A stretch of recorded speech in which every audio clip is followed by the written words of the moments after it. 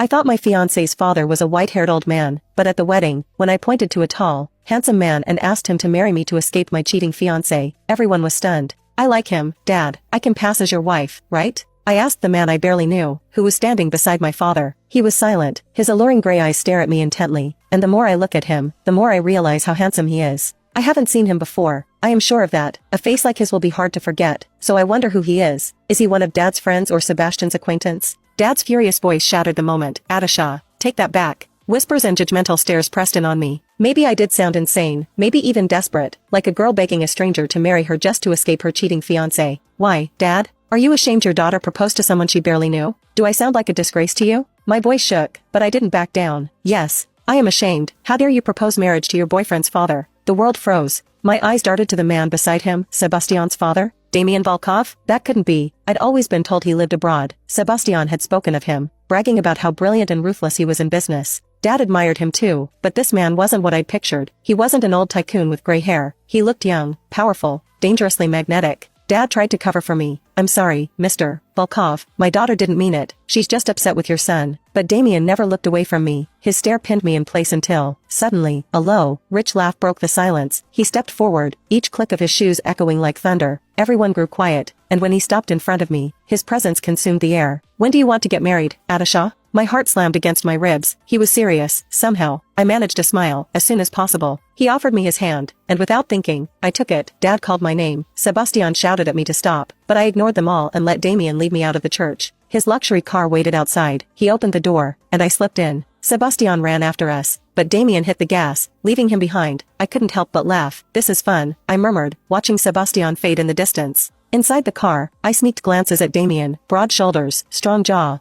eyes that seemed to see right through me. He caught me staring. Are you done checking me out? Flustered, I blurted, I just can't believe you look this young. I expected someone, older, like my dad. Disappointed? His tone was flat, unreadable. I shook my head quickly. No. I tried to ask him to drop me off, but instead, he sped faster. Horns blared as he pushed past the limit. Fear gripped me. Slow down, please. Finally, the car came to a stop. When I opened my eyes, a massive mansion loomed before me. Dozens of staff lined the entrance. Bowing as Damian walked past them without a word, I followed, feeling like a lost kitten. Mr. Volkov, what is wrong with you? Why bring me here? I demanded. He turned, his eyes dark and unyielding. You want to marry me, right? I froze. I was just joking. Do you think I have time for jokes? He bent close, his breath warm on my lips, his voice low and dangerous. Panic fluttered in my chest. I didn't mean it. You will marry me. His words weren't a question. I need a wife, a contract wife. You came at the perfect time. Do you accept? My mind spun. Was this man insane? Marrying for a business deal? Never. I won't be your contracted wife. Find someone else. But when I tried to walk away, his grip clamped around my wrist. Dare to leave, and you'll regret it later. His calm, cold tone chilled me more than any shout.